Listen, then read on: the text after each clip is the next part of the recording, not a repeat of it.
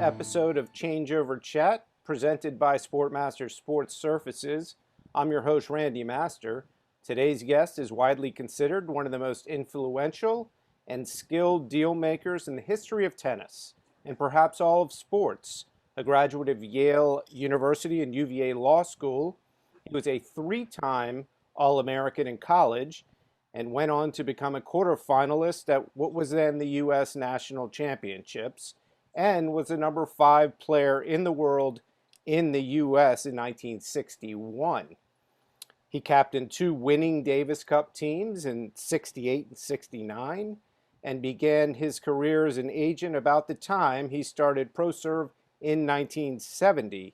He then went on to co-found the ATP in 1972. Our guest was the first agent ever in tennis.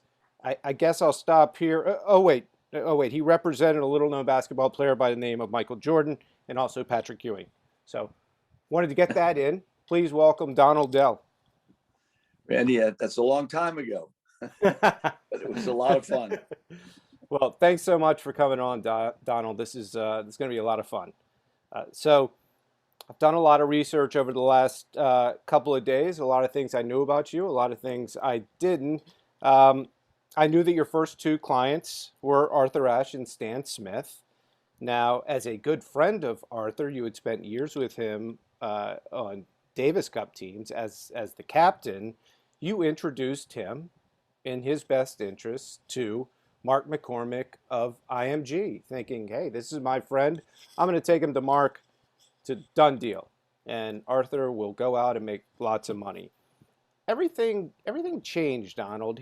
Arthur wasn't that enamored with Mark, and eventually asked you, I think it was in a cab in New York City, hey, Donald, would you represent me?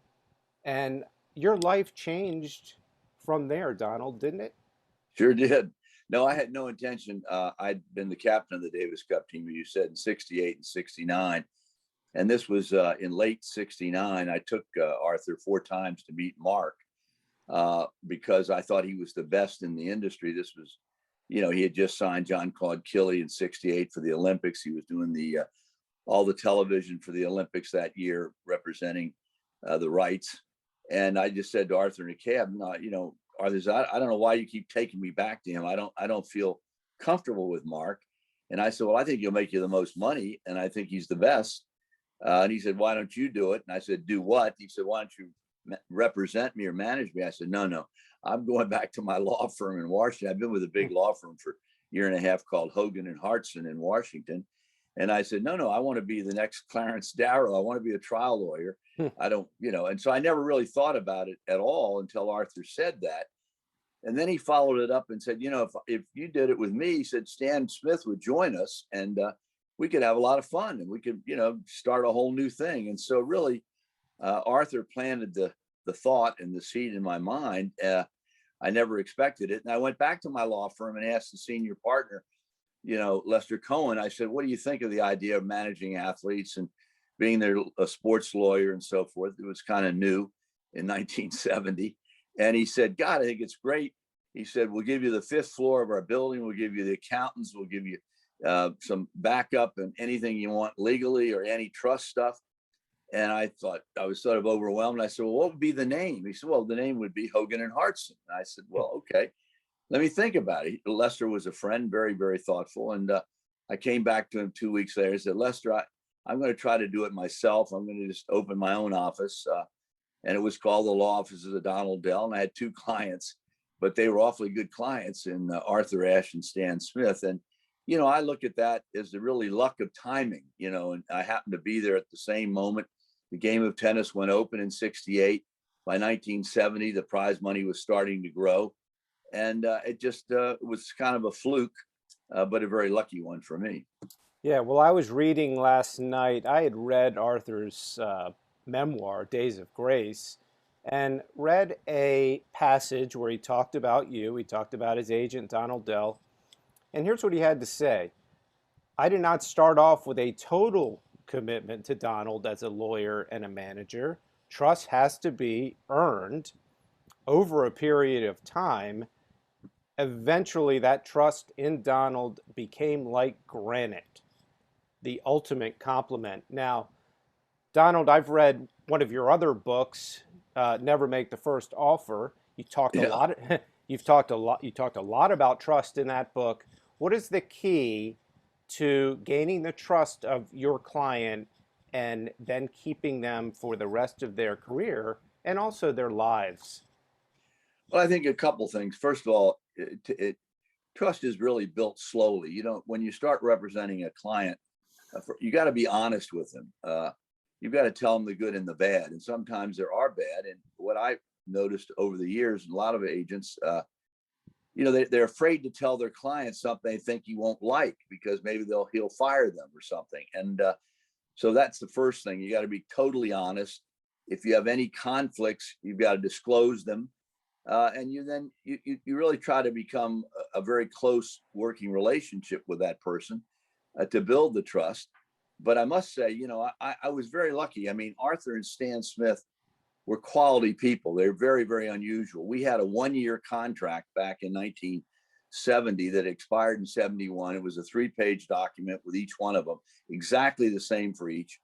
It was the first one I'd ever done, and managing an athlete. And when it expired, we went on a handshake. And Arthur and I were on a handshake without a contract for 27 years. And Stan Smith and I are on a handshake today, 47 years later. And I still do a lot of things for Stan on a regular basis. So I think trust it's over a lot of things, but I think it's the character of the client, how you feel about him, how he feels about you. And at the end of the day, Randy, I think everything comes down to people skills. How do you deal with people? How do people deal with you? I mean, you can go through all the courses and all the classes and all the books and so forth, but at the end of the day, it's people skills, and it's that simple and it's that basic. Yeah. Well, unfortunately, your first client, Arthur, tragically passes in 1993 after a tough struggle with AIDS. He's left a legacy that is unrivaled. As a Richmonder myself, I remember hearing about Arthur throughout my junior career at Bird Park and at Battery Park and everything he had Sure. done. So it's something close to me, being a Richmonder, but his legacy is incredible. One thing I wanted to ask, because not everything surrounding Arthur is always positive. I mean, there obviously nobody's perfect. I think he was probably in the right in these situations, but why did Arthur never get along with Jimmy Connors and to some extent John McEnroe? He was such a nice guy, and maybe these two weren't that nice, but just didn't Well, seem to. I think that's a fair question. I think they're two different answers. One, I think Jimmy Connors was tremendously competitive. I mean, he was a phenomenal competitive with Arthur in the same time zone. They were playing matches. Connors, beat him several times, beat him in South Africa in the big finals. Arthur beat him in 75 at Wimbledon in the big finals. So they were very competitive. And one thing that grew up in that, Jimmy didn't want to join the ATP. Arthur was the president of the ATP. So I think there was a natural friction or competitive dislike, a little bit because of Gloria Connors, Jimmy's mother, taught him to sort of, fight against the world. He was a victim of some things. Years later, I represented Jimmy for 9 years, and so I knew him quite well. And I think that was a very different issue. With John McEnroe, I think it was quite the opposite. Arthur was the Davis Cup captain when John played a couple of years, and Arthur couldn't stand the fact that John would throw a temper tantrum on the court. I remember they were playing a match. I think it was against the British in Portland, Oregon. I happened to go to the match, and that things got so bad on the court. Arthur, on a changeover, said to John, "If this continues one more time, I'm going to default the match." And so I think with John, he always felt that he was trying to connote as a Davis Cup captain what the players should act representing their country. So I think it was a different problem. But years later, he and John became much closer and much better friends. Jimmy never did get too close to Arthur. I think also Jimmy resented, I think, whether rightly or wrongly, that they named the stadium, the center court after Arthur at the U.S. Open, the Arthur Ashe Center Court there, because Jimmy had won the Open 4 times, and he felt, and Arthur had won it once, and I don't think he really understood that when they named Arthur, that was much more. I don't want to say a political decision, but it was not just a business decision when the board decided to name it after Arthur, and then later they named the whole stadium after Billie Jean. Those were decisions made on different basis of then who won and lost the tournament, and Jimmy never recovered from that. Yeah, well, you talk about Jimmy and you talk about the ATP Tour, and he didn't want to join the tour, and that caused a lot of friction between him and Arthur. 1972, obviously a historic year in tennis, as you, Jack Kramer, and I guess they call him Lord Drysdale now, founded the ATP to represent the interest of the players. After all, it was open tennis at that time.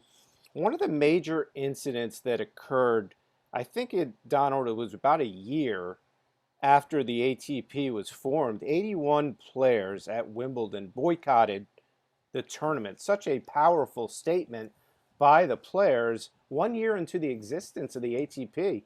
What happened in London that summer, Donald? When they said Nicky Pilic was not eligible and they would not accept his entry at Wimbledon, they announced that about 10 days before the tournament. And everybody in the ATP was playing queens, all the officers, and they all felt that Pilic should be allowed to play. You couldn't keep him from playing. He was a professional. We felt he should play Davis Cup. That's the right thing to do, but he didn't have to play Davis Cup. He wasn't obligated to, and he chose not to play. And they chose not to accept his entry because of the federation was still trying to keep control of the players, so to speak. So it was a bit of a political decision and a political judgment on Wimbledon's part to honor the ITF and the Yugoslav Tennis Federation. So we took the position, if Pilic was not allowed to play as an association, we, the membership, were not going to play as a union. And 81 players wrote a piece of paper and signed a letter saying they would not enter Wimbledon. This all occurred during the week of Queens, and they had endless meetings. We actually sued in court in England to get an injunction to let Pilic play. The judge ruled vehemently against the Players Association and in favor of Wimbledon, threw us out of court. And so our only choice was to either play or boycott. And really Cliff Drysdale had a big hand in that as the president. Arthur and Stan Smith were very involved, John Newcomb, a lot of good players. And they all took the position, if we're going to have a union and it's going to mean something, they got to listen to us. And so they elected not to play. Wimbledon entered them anyway, all the entries, and made the draw. And then we met with the president of the ITF, a guy named Alan Heyman, who was a Danish lawyer living in England, but he was the president of the ITF. And we thought, after a lot of discussion, we would have an agreement with him. I flew over and met with he and Jack Kramer on the Thursday before Wimbledon started on Monday. And I said, in listening to the argument both ways, I said, look, to both of them, there are only 3 of us in the room. It was at the Westbury Hotel. And I said to Alan, look, we got to find a way to compromise. This is silly. We want to play Wimbledon. You want us to play Wimbledon. What if I could get Pilic to agree that Wimbledon would accept his entry, and then he would simultaneously, after being accepted, he would withdraw from the tournament for personal reasons and go home. He'd leave England and get out of there so he wasn't in the middle of the press. And Alan Heyman said, that sounds great. And so we shook hands on it in front of Jack. And I said, well, let me go in another room and see if I can get Pilic on the phone. I called him 2:00 in the afternoon on a Thursday in the Gloucester Hotel. And my God, he answered the phone, which blew my mind. I never thought I'd get him right away. And I first told him what we were trying to do. And he said, no, I want to play. No, I'm not going to do that. And I said, well, let me explain. There are about 80 players that have signed a piece of paper that if they don't accept your entry, they're not playing. And he said, well, read me some of the names. So I read him, Arthur Ashe, Stan Smith, Cliff Drysdale, Tony Roach, Rod Laver, Ken Rosewall, John Newcomb. He said, those guys are all going to pull out of Wimbledon if they don't accept me? I said, absolutely. He said, no worries. I accept the compromise. I will pull out the minute they accept my entry, but I'll leave and go back home so the British press couldn't talk to me. I go back into the room, smiling excitedly, and say, Alan, we have a deal. He's accepted, and he will withdraw immediately if they accept his entry. And suddenly there was a pause, and Alan said, well, I got to go back and get approval, of course, from my committee, which we're meeting tomorrow morning at 9:30 on Friday about all this. I said, wait a minute, Alan. You and I shook hands in front of Jack. It wasn't conditional on anything. We have a deal if he would agree to it. He's agreed. And he said, well, I'll call you tomorrow. And he left. And I turned to Jack and I said, there just went our compromise out the door. Sure enough, the next day, about 11 o'clock, he called and said, no, my committee, this is the executive committee of the ITF, the executive committee voted, they didn't want to do that. They felt that Pilic should not be allowed to play. So it was a political decision. I then called the secretary of Wimbledon and said, withdraw every name on the following list. I gave him the list. And he said, you got to be kidding. I said, I'm not kidding. They're not going to play. So they had to remake the draw. And it was a funny situation. Alex Metrovelli, a Russian clay courter, got to the finals and lost to Jan Kodush, who had won the French Open twice. And Kodush won Wimbledon that year in 1973, primarily a clay court player, but a hell of a competitor. And he won the tournament on grass. So it was and the punchline too, Randy, is Wimbledon crowds that year had surpassed all previous ones historically, which showed you that the British public was very supportive of Wimbledon, and they were angry that the players were not playing. That is an incredible story, and it is a great segue into my next topic, which is the ATP. As you know, Donald, as well as anybody, there's been no shortage of conflict over the years in the ATP ranks, especially here in Miami. Just recently, Vasek Pospisil, a partner of Novak Djokovic, in the formation of a new players' union, if that's what you want to call it, carries anger from a fight with Andrea Gaudenzi the night before his match with Mackie McDonald, and essentially threatens to sue the ATP on court during his match, and just exploded in a tirade that was all about politics. And I don't think anybody had ever seen that before. I'm not sure if you had ever seen that before. To me, it was the equivalent of John McEnroe going out there and saying, you cannot be serious.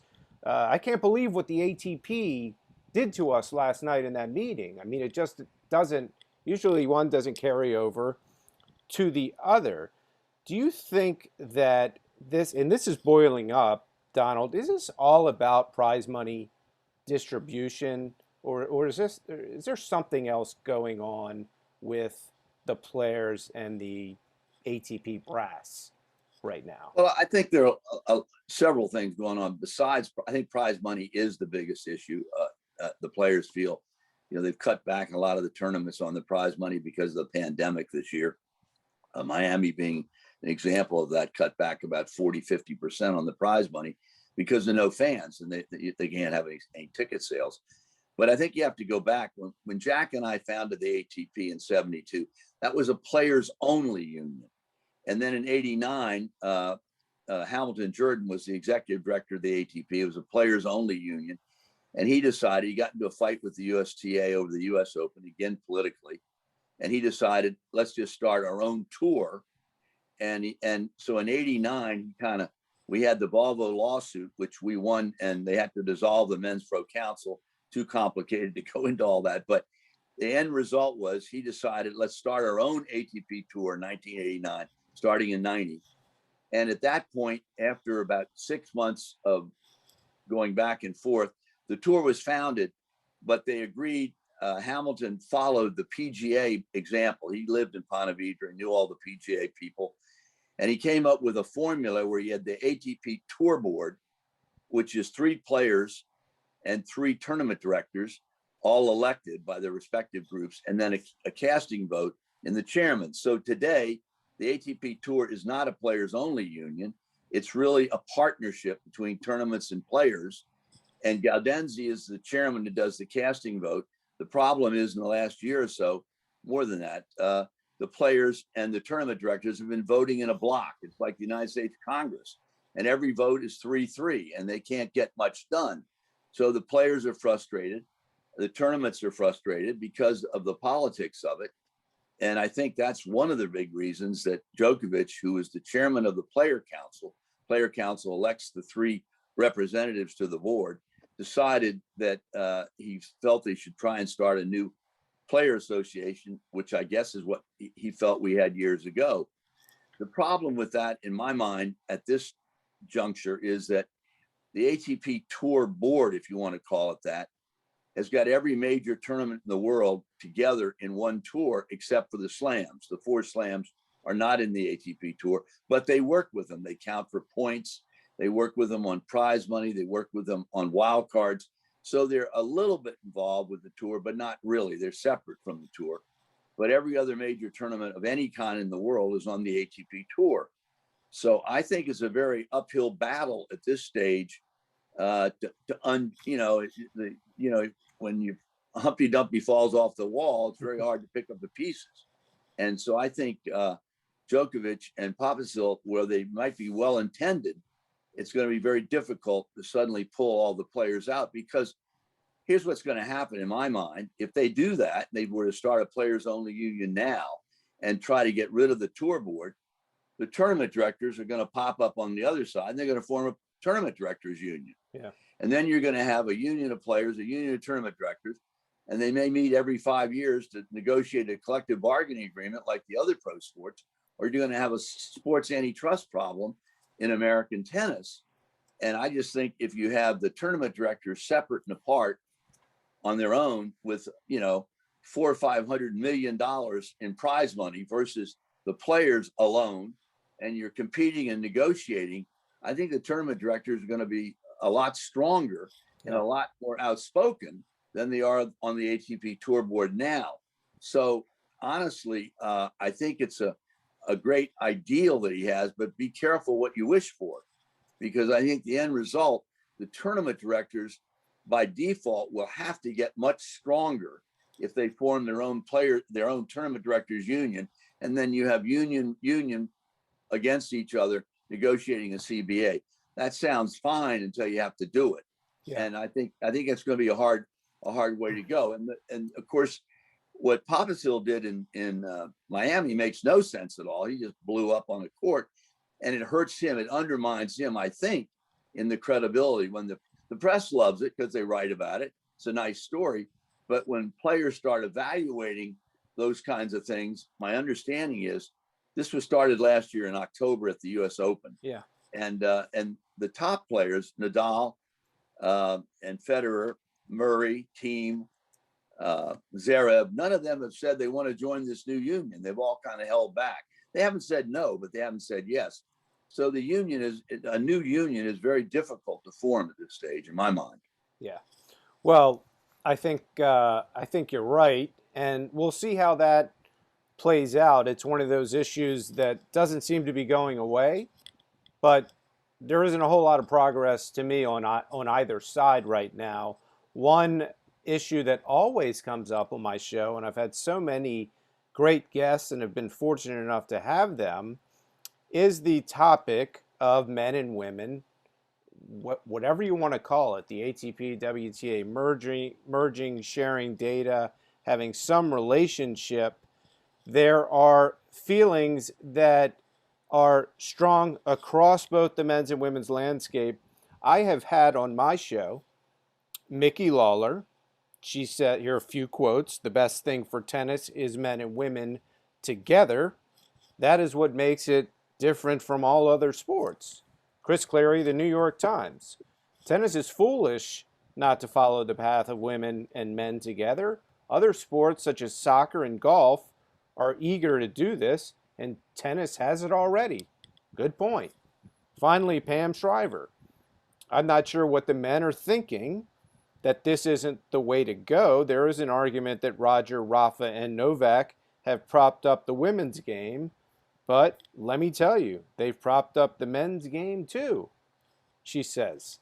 So if they're all of these opinions, 99% of them I get move towards some sort of a merger between those tours so tennis can unlock the power that they have of marketing the sport as one with men and women.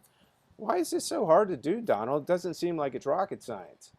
Well, because we got alphabet soup in tennis, unfortunately. You got the ATP, the WTA, the ITF, the Grand Slams, the IT. They've got so many different. They got 7 different groups that are all sort of protecting their turf.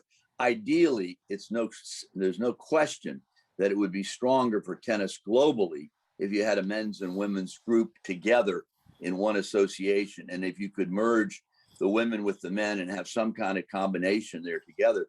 I think it would strengthen tennis all over the world. The problem is implementing that. And you have to understand a couple things. There's probably, and this goes back to the whole thing of starting a new players association. There's probably 10 or 15% of the current men's tour people that really adamantly don't want mixed events. I mean, I started a tournament in Washington, the City Open. I ran it for 42 years. I then decided to have a women's event there because City was my sponsor. City, the bank said, look, 51% of our customers are women. We must have a women's tournament. So I put in a women's tournament immediately in the year 43. And we had a lot of problems with the ATP tour saying, we want to be on the court more, the center court. We want practice facilities more favorable. We want transportation. So it became a nightmare actually to manage and run the tournament, primarily because of the demands of the minimum, or sort of, I should say, the minority group in the ATP Tour Board. I had to go to the ATP Tour Board on 3 separate occasions every 3 years to get approval to have a co-ed event, is my point. So I think there's a hardcore feeling of maybe 10, 15% of the men, and they're saying never. And I think the older players are saying, look, let's look to the bigger picture.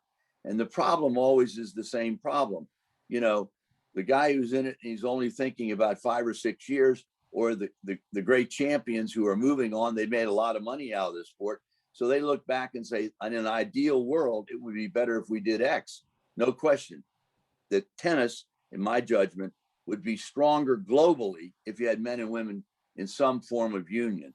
And I do think that's going to come, but it may be 3 to 5 years away from now. I think Gaudenzi and Steve Simon and Mickey Lawler on the WTA side, Gaudenzi on the ATP, I think they both are talking and want to move in that direction, but they've got to each move their constituents along with them. And that's going to be the bigger problem. Yeah, that's the feeling that I get. And it seems like it's all positive. So we'll wait and see what happens there. In closing, Donald, I watched your speech this morning when you were inducted into the International Tennis Hall of Fame in 2009. It was a beautiful speech. One thing I got out of this was you didn't talk a whole lot about deal making and clients and ProServe and agencies that you've run and sold. It was about family. It was about brotherhood between you and players, Davis Cup players. It was about 1968 and 69 being the greatest times in your life from a tennis standpoint. You talked about camaraderie. You talked about your dear friend and my first boss, Gene Scott, who I know you spent so many years with at law school and at undergrad and everywhere else.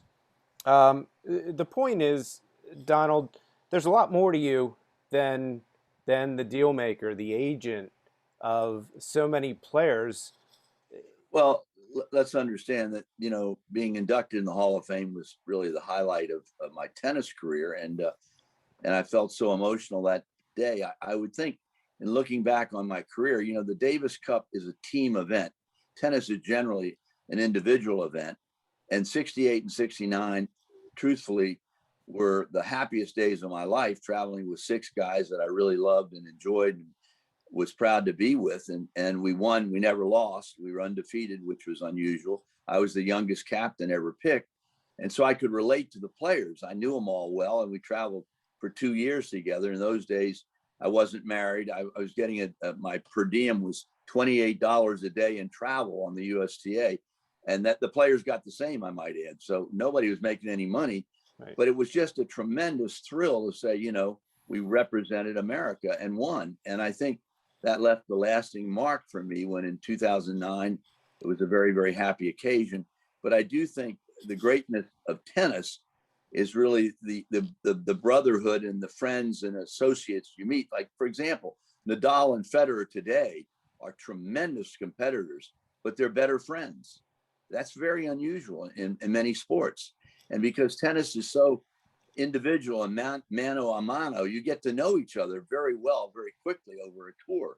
And so that was really the happiest days of my life, being with tennis players that I really respected. Yeah, and finally, you teach a law class at the University of Virginia about sports marketing and sports law. I'm sure it's something that you enjoy immensely.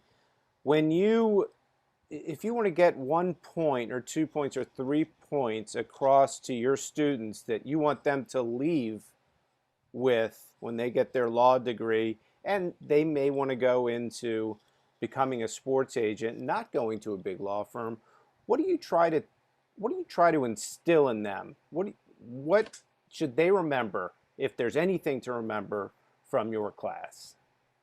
Well, it's funny. I've done the class now for my 21st years. This year, I'm doing it again Friday, for example. And what I do it's a seminar. There's usually about 20 students. And in the very first class, you're sort of giving them an opening discussion. It's like an opening statement. You're talking about what you want to cover, how you want to run the class, and you're available for questions.